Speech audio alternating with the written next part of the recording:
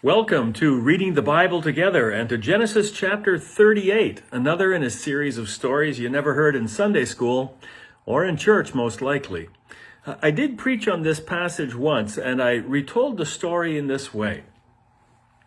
I said it starts way back in the mists of time with a fellow named Judah, who happened to be a son of Jacob and who therefore was a brother of the famous Joseph, the fellow with the amazing Technicolor Dreamcoat. Now, Judah had three sons, Onan, and Shelah.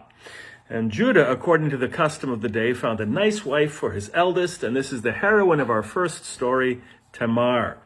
Now, we don't know much about the marriage of Tamar and We don't know how long they were married, but we do know, though, that and Tamar didn't have any children. And we also have grounds to suspect that life with was not all it was cracked up to be. For of story, we've been given but this brief biographical note found in the book of Genesis, chapter 38, verse 7. Judah's firstborn, was wicked in the Lord's sight, so the Lord put him to death. Now, if you think gets bad press in the scriptures, wait until you hear about his brother Onan. You see, according to custom, when a fellow died childless, it was up to his brother to take the widow in and provide her with a child that the brother's name might continue. So Tamar ends up with Onan, whose responsibility it was to impregnate Tamar with a child of her own.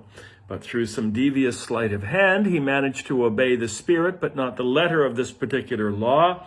And we read, what he did was wicked in the Lord's sight, so he put him to death also. Now, by this time, you begin to get a flavor of poor Tamar's life. Father-in-law Judah was getting a bad taste in his mouth too, and so although tradition decreed that his youngest son Shelah take Tamar in, Judah was down to his last son, and Tamar seemed like bad luck. So, to buy time, he diplomatically suggested that Tamar pack her bags and move in with her parents, at least until Shelah was a little bit older. Well, the years pass away, and so does Judah's wife. Tamar isn't getting any younger either, and she's had it up to here with waiting, finally realizing that Judah has no intention of marrying her off to Shelah. So as Genesis chapter 38 relates in uncomfortable detail, Tamar devises a cunning plan, disguising herself as a woman of the evening, and batting her veiled eyes on the side of the road where she knows Judah would be traveling on a business trip. The old goat falls for it, and negotiations ensue, the final price being a fresh young goat.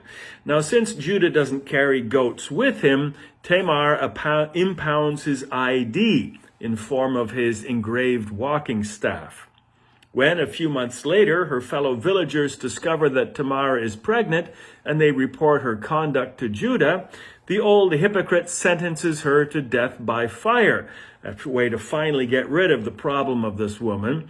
But at the last minute, she produces Judah's staff, in effect his golden age card, which he left as a deposit.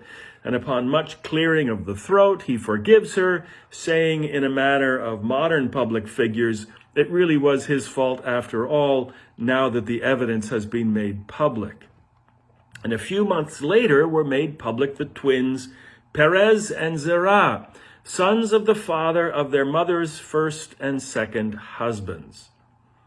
So, that's what I said in that sermon, and that's the story in a nutshell. But what on earth is all of this doing here, interrupting the Joseph story? Well, there's a few things both to highlight and explain, and maybe we'll begin to get an idea of why this is important. First of all, it's a story about the origins of the tribe of Judah, which becomes the dominant tribe in the south of the Promised Land, and in fact becomes the only surviving tribe after the Assyrians conquer the north of the country in the 700s BC. So, however unsavory the circumstances, the origin story is important. The second thing to note is now that Jacob's eldest son, Reuben, has been demoted due to his attempted overthrow of his dad, and Simeon and Levi, the second and third in line, also demoted out of favor due to the slaughter in Shechem. Now, Judah is in effect now the eldest, and the one in whom we would presume the covenant is to continue. But in this story, Judah reveals himself to be less than up to the task, and it looks like from the back of the pack, Joseph is leading a hard charge to become not only the favored son, but the covenantal son. But if you've been following along in these last 37 studies, Genesis rarely does the obvious thing. I think we've learned that by now, and still has a further surprise in hand for that. So, to the details. What's with this handing the widow down to the next brother in line? Well, unnatural though it seems to us, it's actually a form of social service protection. See, as we know from the New Testament and the constant concern regarding the plight of widows, the most vulnerable position to be in the ancient world was a childless widow. You would have no one's protection, nor would you have children to care for you in your old age.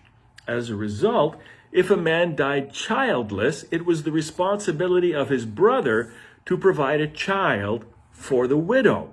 Any such child, stick with me here, would be the financial responsibility of the surviving brother, but in all other respects would be considered the actual offspring of the deceased brother. Known as levirate marriage, this custom is detailed in the book of Deuteronomy, chapter 25, and also in the Gospel of Luke, in chapter 20, when a group of Sadducees are challenging Jesus on the idea of the resurrection. Let's say a woman has worked her way down the line of 7 brothers, and as a result has these numerous husbands. Which one of them will be her husband at the resurrection? Well, Jesus just dismisses the question as nonsense. In this particular case, we have Er, who dies unexplained by unhappy circumstances, somehow greatly offending God. His brother Onan now has responsibility for the widow Tamar. But Onan knows that if their union produces a son, that son will technically be Er's child, and therefore will be the primary heir in the tribe of Judah, replacing Onan. Effectively, that child, that infant, would become son number 1. So Onan has motivation to not fulfill this responsibility, and he does so by the deceit of coitus interruptus. I'm more comfortable with the Latin here than with the English. And here's the old deceit card put in play again, a constant theme in this whole epic. This particular deception of Onan's is considered to be so reprehensible that Onan is put in an early grave as well. So this would now place young Shelah as the heir to Judah. And Judah does not want to risk his sole surviving son on what appears to be a deeply unlucky bride. So he makes a promise to do the right thing by Tamar, but he has no intention to keep it. In a side note, notice that these 3 sons are the children of Judah and a Canaanite bride. And we've seen how Canaanite brides have caused trouble and grief in the past. So we come now to Tamar's plan, which is shocking to us, but it reveals the level of her desperation. While prostitution seems to be a drastic plan, it's often the last refuge of the destitute widow, which Jesus implies when discussing the issue of divorce. He says, look, one of the problems here is that casting a wife aside in favor of another may lead the first wife into adultery. She doesn't seem to have any other option, says Jesus. But Tamar's plan is even more advanced. She's determined to have a child in the line of Judah to which she is entitled. And she will do so by hook or by crook, or in this case, by disguise, which is a form of deception once again familiar to this storyline. Now, we're shocked by the actions of Judah in engaging the services of a prostitute. The NIV says shrine prostitute or temple prostitute, but really there's no evidence in the word for that. Prostitute. But what's interesting is that although we are shocked by Judah doing this, the text makes no moral judgment. And throughout Genesis, moral judgment is left for us to discover in the consequences of the action. Not in a direct, Judah got a prostitute, and that was the wrong thing to do. Instead, we see that the results of that action became very, very problematic indeed. And the consequences of Judah's action in engaging the services of a prostitute are his shame in publicly being revealed as a hypocrite and as a liar in not following through on his promise to provide a son for Tamar through Shelah. That was a very, very important deception on Judah's part, which would have put him in very low esteem in the eyes of the community. So, through her plan, which is hard for us to endorse, Tamar is vindicated and, as was her right, is blessed with offspring in the line of Judah. In this case, twin boys, reminiscent again of the birth of Esau and Jacob. And as with the twins of Esau and Jacob, it is the younger, Perez, through whom the family line will be traced. Well, we told you about big surprises, not just uncomfortable ones.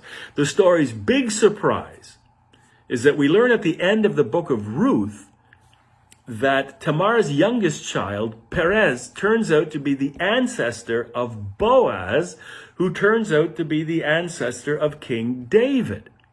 And if you happen to read the New Testament genealogies found in both Matthew and Luke, you will find not only the name of Perez, son, Luke points out, of Judah, but even more amazingly, Matthew clearly states it this way: Judah, the father of Perez and Zerah, whose mother was Tamar.